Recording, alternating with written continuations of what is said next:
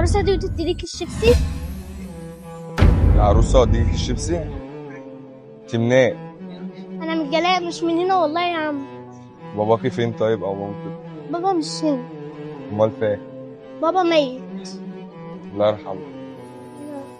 طيب شوف اللي انت عايزاه. طب خد بس العروسه. سيبك من العروسه دلوقتي وتعالى شوف اللي انت عايزاه. خد بس العروسه يا عم، انا مش عايزه الاقي الشيبسي ده. خلي العروسه معايا دلوقتي. تعالي بقى شوف اللي انت عايزاه. انا عايزه كيس الشيبسي ده. دوت. اه. امسكي ده، امسكي دي كده انا تمام. لا يا عم خد بس اسمك العروسه. ايه؟ انا اسمي حبيبه. حبيبه؟ انت قلتي انت منين؟ انا من الجلاء. من الجلاء. طب بص انا اكتب لك رقمي، لو احتجت اي حاجه رن عليا فيه. طب ماشي خد العروسه. سيبك بقى من العروسه. ماشي؟ طب هات خد ورقة والنبي يا وقلم عم كده العروسه، انت ما خدتهاش كده هيبقى ضرر ليك. لا مفيش اي ضرر. طب خد بس. لا والله ولا اي ضرر. هزعل يا عم والله. اكتب لك رقمي انا في مش اي عايزه اجي حاجه. عليك بس. لا ولا اي حاجه. طب هتكتب لي رقمك ليه؟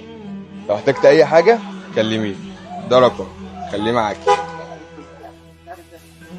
طب خد العروسه والله هزعل. لا مش عايزه عروسه. انت معاكي الشيبسي ومعاكي رقمي، لو احتجت اي حاجه كلميني او تعالي لي هنا. طب انت عندك عيال صغيره عشان عملت معايا كده؟ عندي ايه؟ اطفال صغيره عشان عملت معايا كده؟ عندي اخت زيك كده برضه.